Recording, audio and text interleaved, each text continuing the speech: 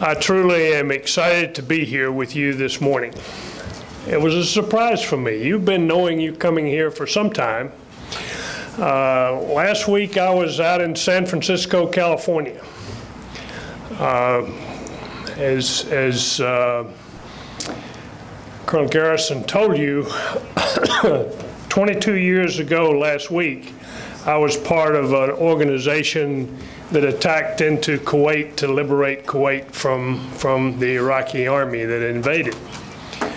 So 22 years ago, we were in the desert fighting a war. 22 years later, we were in San Francisco with a glass of wine, sitting by the fireplace, telling stories about what happened 22 years ago. And those stories got bigger and bigger and bigger, and so it was a fun time. We enjoyed that. But while I was in the midst of that, I was asked if I could come speak to you this morning to open this conference. And my first reaction was, I'm too busy, I've got too many things to do, but that didn't take very long because I genuinely believe in this program. I was able to get this program started 7 years ago. We actually began doing it twice a year with 40 participants each time. Over time, that's now only once a year, but for 7 years, we have had the opportunity to bring together people like you to talk about the future and to talk about visions and what can be, and help you to open your eyes a bit to see what your role can and should be in the future of Africa. That's the purpose. That's why you're here. We don't have any answer sheets for any of those issues. Most of the learning, as Colonel Garrison already said, will be with each other. And that's very important. Africa, as you know, is a huge continent, 54 countries, very different. Some of you have very progressive countries making lots of inroads in your economy and your education and your stability. Others are struggling. And the truth about the African continent is that relationship changes over time. Some of the countries who are having the largest struggle today, 10 or 15 years ago, were some of the strongest and most economically viable countries, and vice versa. So things are changing. You're part of it.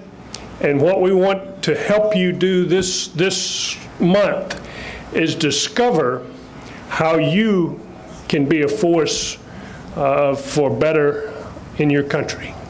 That's the purpose of the course. When we began, there was some controversy over this course. Some countries said, wait a minute, you're not picking the next leaders of our military. And there was never an intent that we would pick anybody. Your countries picked you to participate, and your predecessors. But they did that for a reason. And we take you together and help you to envision what can happen on the African continent in your country. So that's why we're here. So that brings us to my first point, and that is to congratulate you for being selected. Take a second and ask yourself, why were you selected? Did you have a cousin in the Minister of Defense's office? Did you bribe the right person? Or were you selected, I hope, because, number one, you have established a good record in your career up to this point, but more importantly, your leaders see you as having the traits and the abilities and the capability to take on a larger role and to become a more influential and important leader in your country. I believe that's why most of you are here. And for that reason, I congratulate you, because you have led your forces, your armies up to this point, and your leaders see in you the kind of traits that are important to have even larger responsibilities and roles in your country. So you deserve congratulations. You will have an opportunity to make a difference. That's important. I have a son who is about the age of most of you. He was just selected for colonel in the Marine Corps. Up until this point, his vision has been very small. He's been a battalion commander, he's been a company commander, and his responsibilities have been very small. Now, all of a sudden, his responsibilities are much larger. He's over here in the Pentagon trying to figure out budgets and how to spend things and how to do without money. And this is not fun. This is not at all what he signed up for. But it is important because he is establishing or helping to make decisions that will frame the armed forces of this country for the next 10 years. And so as I talk to him and as I understand the issues that he goes through, I also relate to where you are in your career and what you're looking forward to. So that's important. So to begin with, I am sincere in congratulating you and telling you that I think your time here will be worth your time. You will be better because of it, I promise.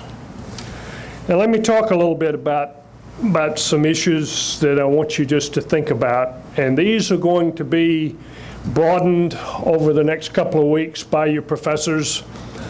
But they also, it's most important that you talk with each other. And don't just talk with your neighbors that you know. Get to know, Lusophone and Francophone and Anglophone and North and South and East and West. Make time to get to know each other, because all of you have very similar experiences, but all of you also have unique differences. And part of the problem here in the U.S. is we tend to paint all of Africa the same. We think of Africa as if it was one country. You read the newspaper, you see the television, it talks about Africa this, Africa that. And you and I both know that Africa is a multi-nation continent with different challenges, different advantages, different cultures, different climates. And it's important that you understand that. But it's also important that you help us understand that, because we would be better, we Americans would be better off if we knew you better.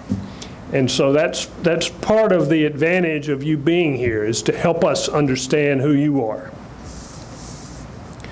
These are important times in the world's history. Things are changing very rapidly. They're changing here in Washington. They're changing in Africa. Technology is a marvel. It brings about the ability to communicate, the ability to see each other, the ability to travel rapidly. Technology is a marvel, but technology also brings with it a threat. One of the major threats that we in the United States face today is the cyber threat. When the internet and massive communications were invented, the inventors were very proud of the fact that it was open technology, that anybody who wanted to participate could participate. It was free. It was just there for the taking. But over time, as we have become more and more to rely on this technology, others who want to use it to their advantage or to our disadvantage, have learned how to get into this internet technology and do bad things. You all may not face that today, but believe me, you will in the next few years. Cybersecurity is a major, major issue for our armed forces today, for our national security forces, and it will be for you, if not today, then tomorrow. And it would be interesting in your discussion groups if you talked a little bit about that. Where are you? How do you see it? How are you protecting yourself? And how do you deal with cybersecurity? And that's just one factor of technology, bringing both good things and bad things. And I'm sure you will discuss that over time. Economics in the world today. You know, you listen to the news, and it's sometimes very positive, it's sometimes very negative. If you listen to the news all day long, you would have a bad headache thinking about how the world is doing. Resources, which are fundamental to the economies and fundamental to Africa itself, which is rich in resources, are changing. Oil, which drove energy and drove economies of many countries for many years, is becoming less important. Now, you wouldn't know that when you went to fill up your car at the gas station, but it's true. We in the United States are importing less oil today than we have in 40 years.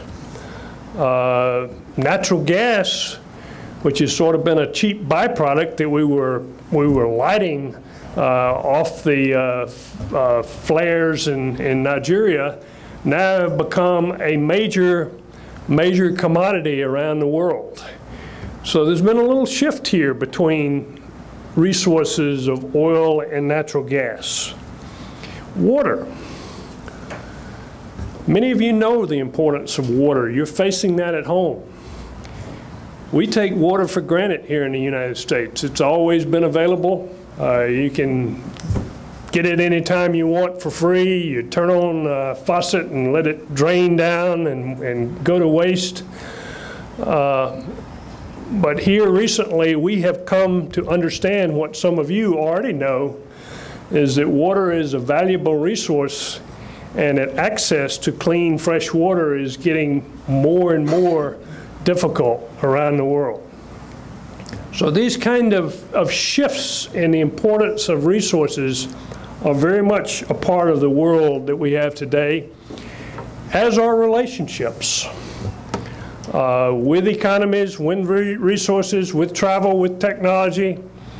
Sometimes people who used to be our enemies are now our friends, and sometimes people who used to be our friends are now our enemies or our competitors. And that's true in your countries too. You think about it. Who are the allies that your countries depend on, that you look to as your friends today? I would bet they're not the same as they were 10 years ago. Those kinds of relationships are changing, and you as a military leader need to understand that. You need to understand why, and you need to understand the importance of nurturing those relationships that are important, and also guarding against those relationships that are not important. Africa is changing dramatically over the last couple of decades. And unfortunately for you, all of the continent is not changing at the same time and in the same direction. Some countries are prospering, some are not. And so this gives you a good opportunity during the next few weeks to ask yourself why. Why is my country doing so well and my neighbor's country is not? And then ask yourself what your role can be in that in the future. There are countries in Africa whose economies are booming and have been for several years now. I think it's because they have good government and governments who are paying attention to the needs of their people. You may have a different reason, but I can name several that I've been to that were a decade or so ago in conflict and civil war and now are doing very well economically. You know who they are. I can also think about countries in Africa who have not made progress and in some regards have gone backwards in their economic and in their governmental lives. And so you as a military leader should also be asking yourself why. Why is it that my country is doing very well or doing very poorly? And I believe when you come to the answer, it will be leadership or lack thereof. Peace and stability is important on the African continent. Almost all of you have faced chaos and civil war in your countries during your lifetime. But fortunately, that has gotten better. When Colonel Garrison and I were dealing with Africa's security back in the 1990s, there were 15 wars going on the Africa continent. 15. That's not the case today, which is very good. So peace and stability has improved. It's still got a ways to go. As you know, law and order still needs to improve. Personal security, human security needs to improve. But the peace and security on the continent has improved over the last decade and more. And in large part, that's due to people like you, military leaders who have dedicated themselves to providing security for your nations. And I congratulate you for that. Africa has done a much better job in organizing itself. The Africa Union does speak for the continent. It does understand the needs of the continent. It does provide a place where your leaders can come together and focus on challenges and come up with solutions. It's not perfect. Neither is the United Nations or the capital of the United States. But it is a forum that gives you the opportunity to talk about issues on the Africa continent and find solutions. The whole framework underneath the Africa Union for peace and security that has been developing, the security organizations that have been developing, the regional brigades, all of this is taking a long time to come together, but it's moving in the right direction. So that's a good thing, and that's a thing that each of you, one, you understand what's going on, and two, you will have the opportunity to push it forward in a positive way during your careers. So I hope you will be part of that as you go forward. The purpose of this course, then, is to look at the world as it is, the broader world and the Africa continent, and then be realistic and frank on what's going on in the world in which you live and what is your role. What can you do? What should you do to be part of that? First, I want us to agree on something. And that something is the notion or the definition of what does it mean to be a professional military officer. I believe that it is a very sacred profession. It is not a job. You are a security representative of your country, of your government, and you have a mission. You have responsibilities, and you have a set of standards that your nation holds you to. Here in the United States of America, professional military officers swear an oath of allegiance to the United States, to the Constitution of the United States, not to a person, not to a political party, not to a tribe, but to the Constitution of this nation. From George Washington to Barack Obama, the President of the United States has been the Commander-in-Chief of our armed forces. That is because the Constitution puts him in that position as an elected representative of the people. But our allegiance is to the Constitution, not to the individual. And that's very important. From time to time, that distinction dulls a little bit or becomes a little gray. But for the most part, we have been true to that, understand that, and it has served our nation well. Your perspective on your role will be important as you progress through this course. What does it mean to be a professional military officer in your country? I ask you to think about that. I also encourage you to talk about that with your classmates, because I can tell you that most of you will have a slightly different perspective on what it means to be a professional military officer in your country. You will learn much from each other. Take advantage of that. Here in the United States, our military is governed by a strict set of laws. We have a rigid code of conduct. We have a budget that is approved by the Congress of the United States. And we have more than enough oversight from our civilian masters, believe me. We as military officers in the United States have also made our share of mistakes along the way. We have not been perfect. We've made errors. But year after year, the American people view their military establishment more favorably than any other institution in our country, by far. And they do this because they view their military as servants of the nation. They don't fear the military, but they respect and admire the military in this nation. That's a very important factor for us. We need to guard that carefully, make sure we don't abuse that or ruin that relationship. Certainly, the perspective of the American people can change very quickly. But today, that admiration and that respect of our nation's military is still very, very high.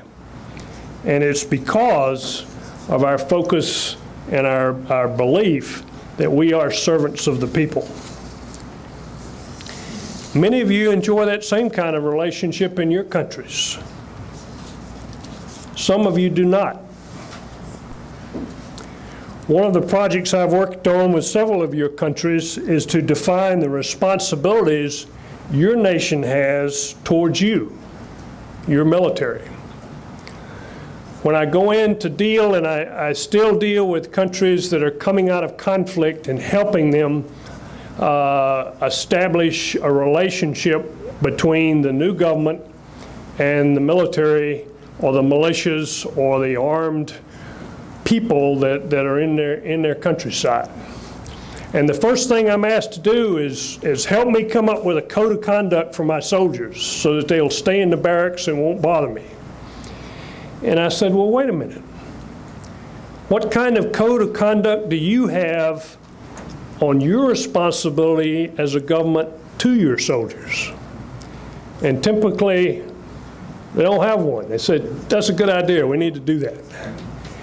And so I do a lot of that now, helping countries write a code of conduct that describes their responsibility to their soldiers. They should pay their soldiers fairly. You know, if they don't pay their soldiers and the soldiers are left to steal or to intimidate the citizens in order to provide food for their family. And that's not an adequate military. That's not what we're all about.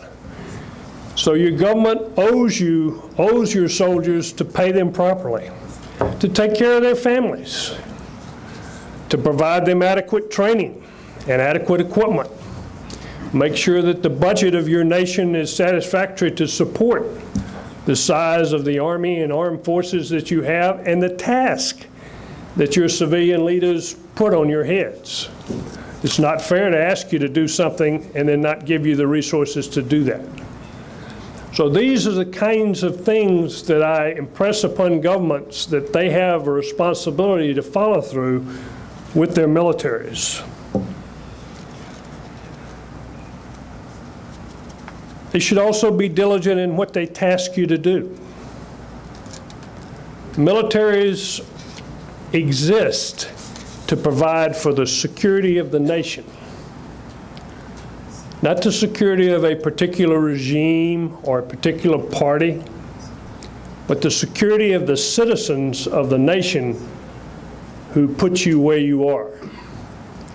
And government should be careful when they task you, that they're tasking you to do things that provide security for the people of your country, not for selected individuals who may benefit from that. You'll talk much about these roles and responsibilities during this course. And again, I encourage you to share with each other. Much of this course is also focused on something called ethics. Your teachers will attempt to convince you to believe in something. Your teachers will not convince you, try to convince you to believe in something that is alien to your culture or your country or your region or your beliefs.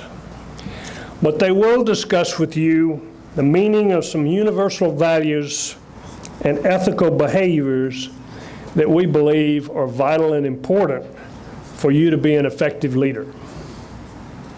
I'll just mention a few of those, and then your instructors will talk about many others later on. The first, and to me the most important for a military officer, is integrity. Integrity is a vital ethical value for any leader. And the definition of integrity has two parts to it. This is extremely important. The first part is that you know the difference between right and wrong.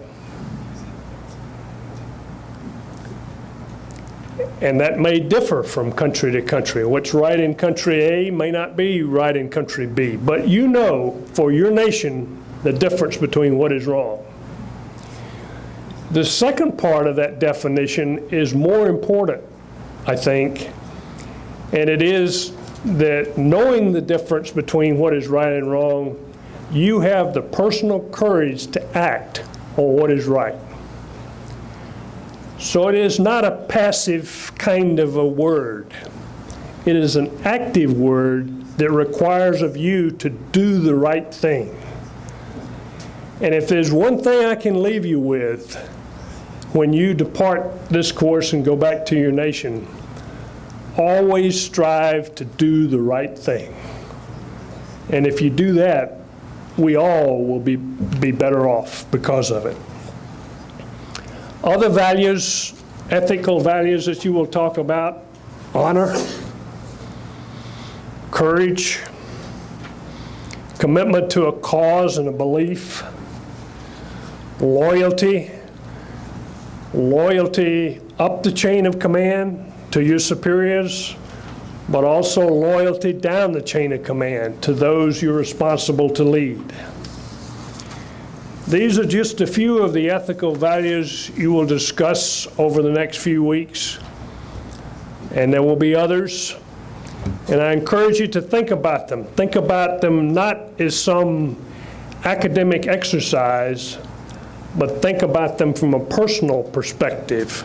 How do you feel about it? What's in your heart and your mind, and how are you going to deal with issues relative to these ethical concepts? This course will also help you to face some of the challenges on a realistic and frank basis of what's going on in your countries. As I said earlier, some of your countries are well-governed democracies, some are not. Think about that as you go forward. What is my country, how well is my country governed? Is it overcome with corruption? Is it overcome by a few who have lots of power and then many who have none? Or does it have a bright future with lots of hope because it is governed properly? Think about that from your perspective and then ask yourself, what can I do about it? Can I make a difference? And the answer to that is yes, you can. Yes, you can. Some of you face poverty in your countries. I know that. We face poverty here in the U.S. Illiteracy that leads to joblessness. That's tough. We have way too many Americans now who can't find a job. And I know you have that problem in your countries today. People who like education can't find a job and then can't provide for their families, and therefore they seek income from harmful, illegal means. You as a military officer have to understand that and have to help make things better for your nation. Radical extremists. People of all ilks, and I'm not just talking about religion, I'm talking about cultural, ethnic extremists who preach hate, who preach destruction. Our world has too much of that. And you will be required to understand what those elements are and to deal with them in your own countries in a way that makes sense in your own countries. That too you can learn from each other. Some of you have been very successful in dealing with those kinds of extremists. Some of you have not. So talk about that. Understand what the threats are and how successful nations have been able to deal with those threats. Drug smuggling, small arms proliferation, you all know the challenges that you face. They're rampant. We in ACSS did many programs across the continent on small arms proliferation when I was here almost a decade ago. And rather than getting better, I think the problem has gotten worse over the last few years. I have been to your marketplaces. I have seen AK-47s cheap selling to children on the sides of the streets. That's not right. That doesn't create stability and security. We have to do something about that. Human trafficking, a scourge of the world, still goes on. Way too much. We as leaders need to do something about that. That's not a complete list. You have other lists in your minds of challenges that your country faces. But that's a good list to start with, to think about as you begin this course. All of those things are not in your ability to deal with right now, or may not be in your ability 10 years from now when you become a major military leader. But some of you in this room will become Chief of Defense of your country. And you will have opportunities to do something about some of these things in the future. So I challenge you to think about them, think about who you are, what you stand for, and how you can make a difference. Our former president in this country, John F. Kennedy, once said in a speech describing the vision that he had for a new nation, he said, "I envision a day where old men will dream dreams and young men will see visions." Now, I'm an old man, so I dream dreams. But Kennedy actually took this quote from the prophet Joel. "I dream of a day when old men will dream dreams and young men will see visions. I want to leave you with my vision for Africa. I fully realize that I'm not an African. So you may say to yourself, what right do you to have a vision for Africa? And you're right. I'm not an African, and I may not have a right to have a vision, but I do. And I'm going to share this vision with you and ask you to use it as a straw man. And while you're here, build your own vision. Take what I give you, think about it, and then throw it out and build your own vision of what Africa should be like. My vision: Africa is a continent made up of stable, well-governed nations committed to peaceful coexistence and international order, contributing to the global economy and rewarding its citizens with freedom, security, and prosperity. I'll read it one more time. Fulford's vision of Africa is a continent made up of stable, well-governed nations committed to peaceful coexistence and international order, contributing to the global economy and rewarding its citizens with freedom, security, and prosperity. You may not think that vision is relevant. That's okay. That's my vision. What I want you to do is develop your own vision. Use this as a beginning point and then work on your own vision of what the African continent should be like. And then ask yourself, how can I help bring that vision about? If you're not going to do it, who is going to do it? And if it's not going to be done now, when is the right time? When is it going to be done? Our hope here is that we inspire you,